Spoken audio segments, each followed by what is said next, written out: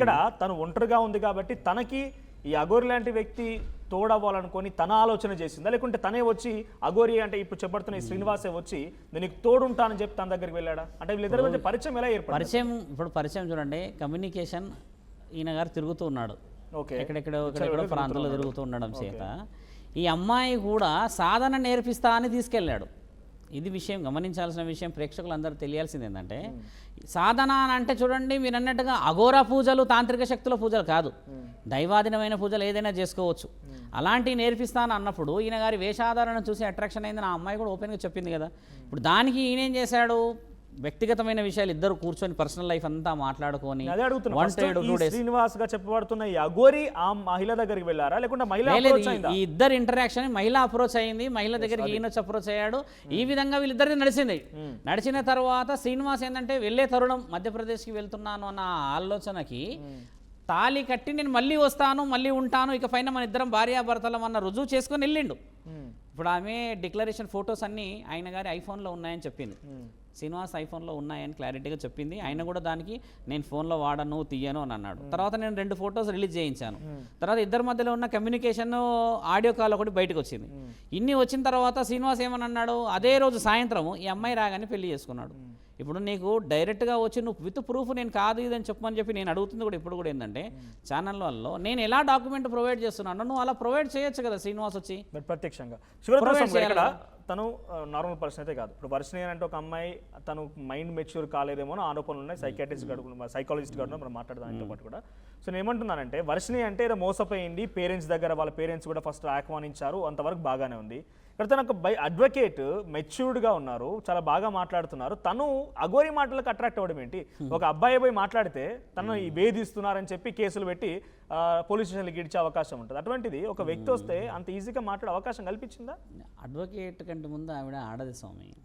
అయితే ఇప్పుడు ఒక అబ్బాయి వెళ్ళి మాట్లాడితేనే నన్ను వేధిస్తున్నారని చెప్పి కేసులు వేస్తారు. అలా ఉండదు, మీరు చెప్పిన విషయమే అది. ఇప్పుడు మనం ఇప్పుడు తల్లిదండ్రులు ఇప్పుడు మంచి ప్రశ్న అడిగారు మీ దగ్గర, ఇప్పుడు సైకాట్రిస్ట్ కూడా ఉన్నారు కాబట్టి ఒకసారి పేరెంట్స్ని పిలిచి అడగండి ఎలాంటి వాళ్ళని ప్రేమిస్తారు. మీరేమంటారు, నీ చదువు నీ అందము నీ చందం అంతా ఆయన ఎక్కడ సరిదూగుతాడు అంటాం కదా, అలాంటి దాన్నే కదా మనం ఈరోజు ప్రేమించింది ఆయన ప్రేమించుకున్నారు, ఇద్దరు ప్రేమించుకున్నారు. అక్కడ ఇద్దరి మధ్యలో సాన్నిధ్యం ఏర్పడడానికి ఇద్దరు తప్పు ఉంటుంది, ఒకరిది ఉంటుందా శంకర?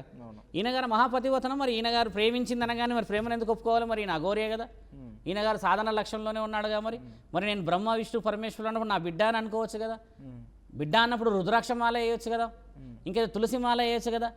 తాళితో ఉన్నది ఆ పసుపుతో కట్టి ఉన్న తాడే ఎందుకు వేయాలి అంటే సదుద్దేశంగా చేసిన పనిలే కదా, ఈ పైశాచికత్వం కదా. మరి ఆ పైశాచికత్వానికి అర్థం ఏమిటి? మరి తాళి ఏకుడు కూడా ఎందరో గురు సాధువులు ఉన్నారు ఈరోజు వేములవాడలో, ధారణ చేస్తారు శివుడు నా మొగోడు అని చెప్పి ఆడవాళ్ళు చేసుకుంటారు. అంత మాత్రాన శివుడు భర్త అయిపోయాడా? ధారణ అంటే దారంతో వాళ్ళకు ఒక తాయెత్తు లాంటిది కడతారు, లింగం కాయ కడతారు. తెలంగాణ ప్రాంతంలో గ్రామ దేవతల విషయంలో మనం చాలా మంది చూస్తాం, ఇలా తింపి గురువు గారు మెడలో వేసేసి అమ్మ నీవు ఈ విధంగా ఈ పూజలలో ఉండాలి అని అంటారు. అంత మాత్రాన వాళ్ళిద్దరిని మనం ఎక్కడన్నా ఈ విధమైన పోల్చలే కదా. అఘోరి విషయంలో ఎందుకు పోల్చాలంటే అక్కడ పసుపుతాడు ఏర్పడింది కాబట్టి. మరి అవగాహనతోని చేసిన ఆయనని అవగాహన లేకుండా ఒక అడ్వకేట్ ఎలా వచ్చింది అనడం ఎంతవరకు న్యాయం? సానుభూతిగా వచ్చింది, మంచి మర్యాద వచ్చింది, మాటతో ఉన్నది అని చెప్పి ఆ అమ్మాయి ఓపెన్గా చెప్పింది. దానికి ఈయన భర్త అని ఈయన గారు చేసిన తర్వాత ఆయన ఒప్పుకోక తప్పదు. సాధన కోసం అని చెప్పి బలవంతం ఏం కాదు, ఇట్ ఈస్ మెచ్యూర్ డిస్కషన్, ఇద్దరుగా మెచ్యూర్ డిస్కషన్ వచ్చింది. మ్యూచువల్ గా జరిగినప్పుడు ఇన్ని రోజులుగా తను ఇప్పుడు వచ్చి బయటకు మాట్లాడుతుంది. ఇన్ని రోజులు ఏంటంటే ఎప్పుడు జరిగింది వివాహం? ఇన్ని రోజులు అనేది వర్షినికి అమ్మాయికి తల్లి కూతుర్ల బంధమేగా మీరందరూ లైవ్ గా పెట్టింది కదా. ఏ రోజైతే తల్లి కూతుర్లం కాదు, మేమిద్దరం భార్యాభర్తలము, మేము ఈ విధంగా పెళ్లి చేసుకుంటాము, ఈయన మొగోడే కాబట్టి నా మొగోడు అన్నాక ఆ అమ్మాయి బయటకు వచ్చింది. దెర్ ఇస్ ఎవిడెంట్ టాక్ కదా స్వామి, అందుకనే వచ్చింది. అంతవరకు తల్లి కూతుర్లు అన్నారుగా, నాతో అన్నాడు కదా, ఆయన రికార్డ్ నా దగ్గర ఉంది కదా స్వామి, నాతో ఫోన్ చేసి మాట్లాడారు. వివాహం ఇప్పుడు జరిగింది, వీళ్ళది జనవరి 1 రోజు జరిగింది. జనవరి 1 రోజు ఈయన గారు మధ్యప్రదేశ్లో ఉన్నా అన్నాడు. జనవరి 1 మధ్యప్రదేశ్ ఉన్నప్పుడు మరి ఈ అమ్మాయి దగ్గర ప్రూఫ్ ఎలా ఉంటుంది? ఇప్పుడు ఎవిడెంట్ వాళ్ళ ఇంట్లో పేరెంట్స్ దగ్గర కూడా కేక్ కటింగ్ చేసిన ఫొటోస్ ఉన్నాయన్నారు. ఇవన్నీ మహిళా కమిషనర్ గారికి ఇచ్చారు. అదే రోజు మీ ఆర్టీవీలోనే లైవ్గా చెప్పినప్పుడు బిగ్ టీవీలో ఏమన్నాడు, నేను మధ్యప్రదేశ్లో ఉన్నా అని అన్నాడు. ఒక స్త్రీ ఆయమంతలా ఆమె వచ్చేసేసి ఈయన 6 అడుగుల అందగాడు అని చెప్పేసి ఈయన గారి గురించి చెప్తుందా స్వామి అలా బయటకు వచ్చి?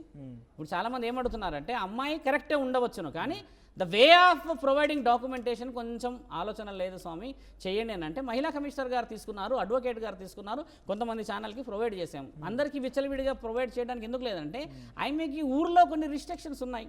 ఇప్పుడు అడుగుతారు, ఇప్పటికే ఆమెని ఎంత అరెస్ట్ చేస్తున్నారు, ఇప్పుడు ఛానల్లో అందరూ లైన్ కడుతున్నారు అంటే ఇంటికాడికి. ఇప్పుడు వర్షిని పెళ్లి చేసుకుంది కాబట్టి తను ఇబ్బంది పడి నా భర్త ఇంకొక అమ్మాయిని పెళ్లి చేసుకుని బయటకు వచ్చింది అంతే, అంతే. లేకపోతే బయటకు రాకపోయేది. గోప్యంగా సినిమా చేసిన పనులు కూడా అవే కదా మరి, గోప్యంగా ఉండే కదా మరి. నా భార్యవు నువ్వు అది ఇది అని చెప్పేసి ఆడియో రికార్డ్ అని పెట్టిండు కదా.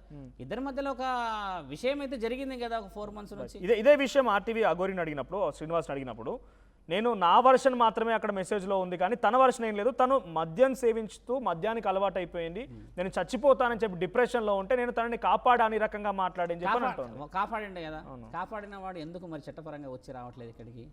When we provide a documentation to the society అంటే ఒక హైయర్ అఫీషియల్కి ఇచ్చినప్పుడు శ్రీనివాస్ ఎందుకు వచ్చి ప్రొవైడ్ చేస్తలేడు?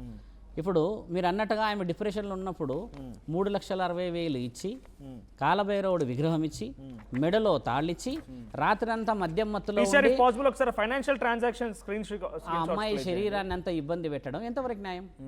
ఒక స్త్రీ సో ఇప్పుడు తనకి ఏ మాత్రం ప్రేమ లేకుంటే, ఏ మాత్రం తనపై అంగీకారం, తన భర్త అంగీకారం లేకపోతే ఇన్ని ట్రాన్సాక్షన్స్ ఏంటి అసలు? ఆ మహిళకి ఎట్లా వచ్చినాయి? తన సింగిల్ లేడీ అంటున్నారు, అంటే తన డిప్రెషన్ ఉంది అంటున్నారు, 3,15,000 రూపాయల ట్రాన్సాక్షన్స్ అని కూడా ఇవన్నవే కదా. అవును, ఈ ట్రాన్సాక్షన్స్ ఎట్లా పాసిబుల్? ఎందుకు వేసింది అసలు? తన ఫేక్ గ్యారంటీ ఏమున్నది ఎవరి దగ్గర అనేది తనకు ఎందుకు వేయాల్సి వచ్చిందని అంటున్నా. కార్ రిపేరింగ్ అని వేసిందని ఒకటి అన్నది, తర్వాత వ్యక్తిగతమైన అన్నారు. కార్ రిపేరింగ్ 3 లక్షలు కావు, అదొక మాట మాట్లాడింది అమ్మాయి, కానీ వ్యక్తిగతంగా ఎన్నో ఉండవచ్చు ఖర్చులు. శ్రీనివాసు అఘోరి మన ఈ ఆయన పేరు వర్షిని వాళ్ళ పేరెంట్స్ ఏమన్నారు, రాత్రంతా తాగుతూనే ఉంటాడు, 10-20 తాగుతాడు అన్నారు కదా. అంటే విచ్చలవిడితనం ఉందని అర్థం కదా. డబ్బులు దానికే ఉపయోగించి ఉండవచ్చు. ఒక కార్కి 3 లక్షలు ఖర్చు అవుతుందా?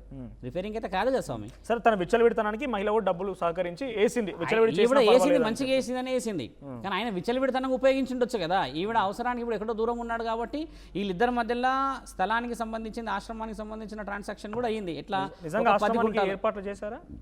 ఏర్పాట్లు చేయడానికి లేదు, ఆయన కొనుక్కుంటా స్థలం అని తిరిగాడు. నాతో కూడా అడిగాడు కదా, నేను కూడా చెప్పాను కదా, నేను కూడా స్థలం గురించి మాట్లాడతలేదు స్వామి రమ్మని చెప్పాను కదా. ఈ అమ్మాయి కూడా 2-3 నెలల నుంచి ఇద్దరి మధ్యలో ఆశ్రమం గురించి కొండగట్టు ప్రాంతాల్లో 10-20 గుంటాల విషయంలో కూడా ఇద్దరి మధ్యలో మాట మర్యాద వచ్చి స్థలం కూడా నిర్ణయించారు.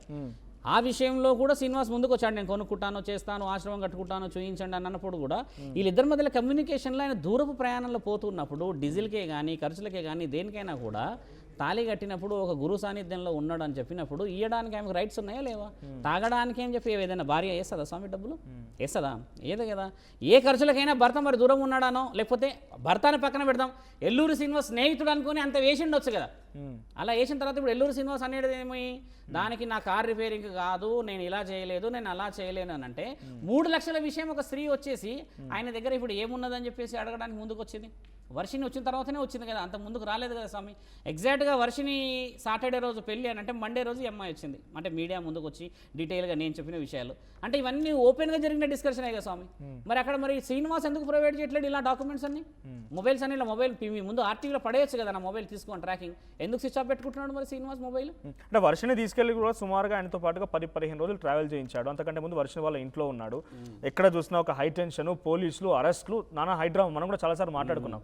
అటువంటి విధంగా చేస్తున్నప్పుడు తను ఒక మహిళగానే కాకుండా she an advocate too. So ఇటువంటి తప్పు చేస్తున్నానని చెప్పి పోలీసుల దగ్గరికి ఎందుకు ఫిర్యాదు చేయలేకపోయింది, పోలీసులకు ఎందుకు వెళ్ళలేకపోయింది? అదే మనం చేస్తున్న పొరపాటు. శ్రీనివాస్ అసెట్ కూడా అదే అనుకున్నాడు ఇన్ని రోజులు, ఈమెకి అంత సీన్ లేదు అని అనుకున్నాడు. అంత సీన్ లేదు అనుకున్న మహిళనే ఇప్పుడు బయటకు వచ్చింది కదా. ఎలా బయటకు వచ్చింది? ఎవరైనా ప్రోద్బలంతో వచ్చిందా? ప్రోద్బలంతో రాలేదు. ఇప్పుడు ఏం జరుగుతుంది, పెళ్లి అనేది వచ్చింది, రాగానే ఆ అమ్మాయి నన్ను ఇలా మోసం చేసి తల్లి కూతుళ్ళు అన్నాడు, పెళ్లి అని అన్నాడు అని అంటే ఇప్పుడు ఆ అమ్మాయి కూడా సెక్యూరిటీ లేదని అర్థం కదా.